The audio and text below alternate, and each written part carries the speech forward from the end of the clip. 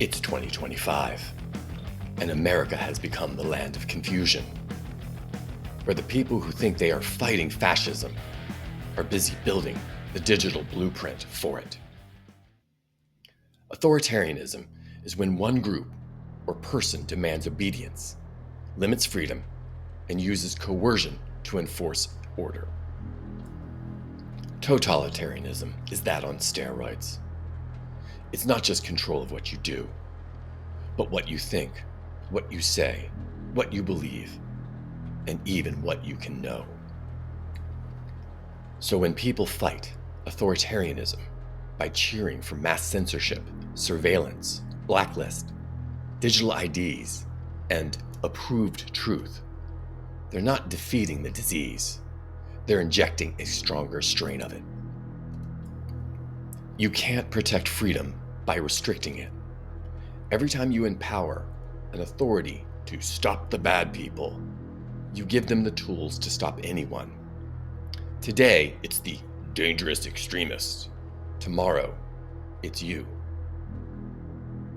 Once upon a time, the left was suspicious of power. They questioned authority. They distrusted corporations and bureaucrats. Now, they worship them.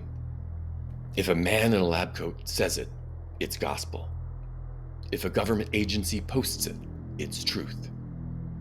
And if you disagree, well, you're dangerous. They say, we just need the right people in charge. Every tyrant in history started there.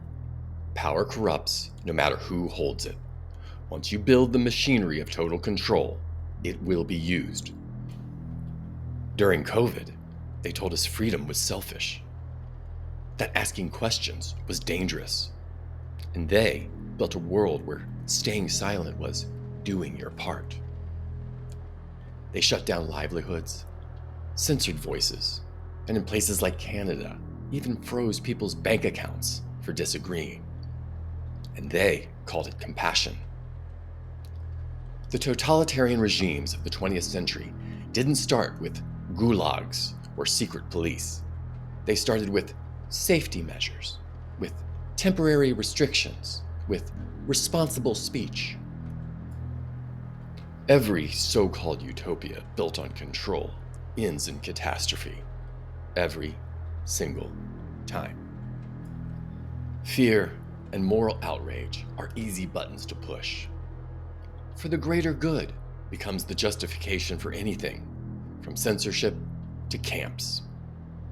But if your moral system collapses under fear, it wasn't moral, it was conditional. Now, we've got digital IDs, programmable money, and social credit scores managed in real time by AI peeking over the horizon. These innovations promise safety, convenience, progress. But really, it's about control. And when you mention this, most people on the left just shrug. They've come to believe that the system is good, that the experts will take care of it all.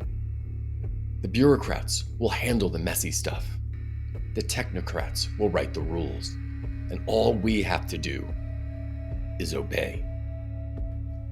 When you say people can't handle misinformation, you're admitting that you don't trust citizens to think. And if citizens can't think for themselves, democracy isn't worth defending anyway. The left generally are not religious people, but they've got their own priesthood.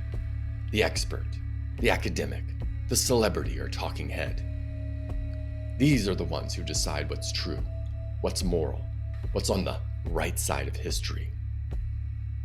Meanwhile, the people who actually grow the food, fix the pipes, or keep the lights on, their opinions don't count. They are the new heretics.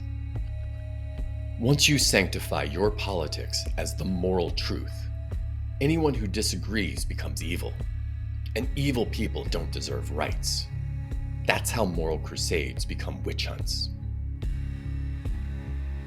And when they meet dissent, they don't answer it with reason. They answer it with hate. But not the old-fashioned kind. They believe it is righteous hate, They hate the bad people for a good cause. They hate the ignorant to defend the enlightened. And they most likely hate you to prove how loving they are. They believe they are superior because NPR, The Atlantic, and the New York Times says so. They think they're protecting humanity. But what they're really protecting is the machine that runs it. They believe that smart people, the ones who say all the right things, read all the right outlets, and use all the right jargon, should rule over us. Not because they are better, but because the left stopped believing ordinary people are capable of governing themselves. You can't fight the concentration of power by demanding more concentrated power. They think life is just too complicated for regular folks to figure out. The thing about centralizing power is it always ends up the same way. A few people with too much control and everyone else waiting for permission. And it doesn't matter if it's done under the name of equality, health, or climate. It's still control. They think they're saving the world from tyranny. A benevolent totalitarianism overcoming perceived threats. This time, totalitarianism will not come in jackboots. It'll come through your apps, through terms of service, through public-private partnerships. They'll tell you it's for your safety. But don't mistake safety for freedom. You can't have both. Not for long. And the road to totalitarianism, it's still paved with good intentions. But now, it's got Wi-Fi and AI.